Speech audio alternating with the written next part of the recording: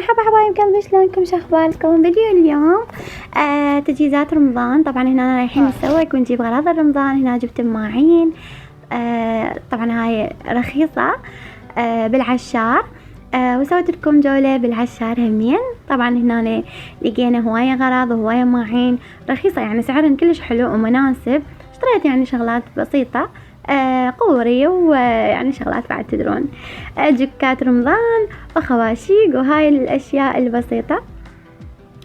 وهنا هم سويت لكم فرابي، وهنا اشترينا يعني هاي الشغلات الاكل الغراض.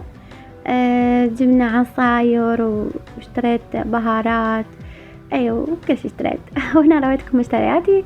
هاي همين اشتريت زينة رمضان، اشتريت جكات رمضان وتختة وهاي الاشياء اللي اشتريتها.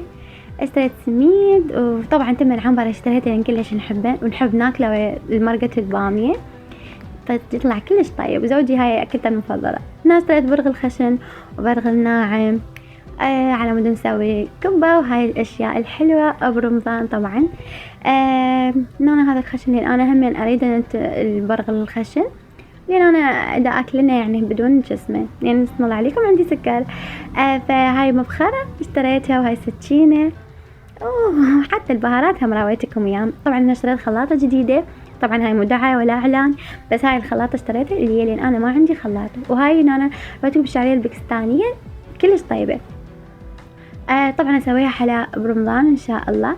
وهاي راويتكم الخلاطة همين، قلت لكم مو اعلان، بس هاي الخلاطة انا كنت محتاجتها، فما ادري انا لقيت سعرها يعني مناسب يعني واشتريناها. فديجا خلاط عطلت، ما اعرف ليش عطلت، بسرعة خربت. اشتريتها يعني جديدة بالرغم يعني مو قديمة، بس ما ادري ليش عطلت وبسرعة عطلت. وهاي وياها الطاحونة همين. أقبل قمرك بعد غياب، للجنة فتحت أبواب، بهجة قلبي صفى روحي، رحمة ربي بدون حساب. أقبل قمرك بعد غياب.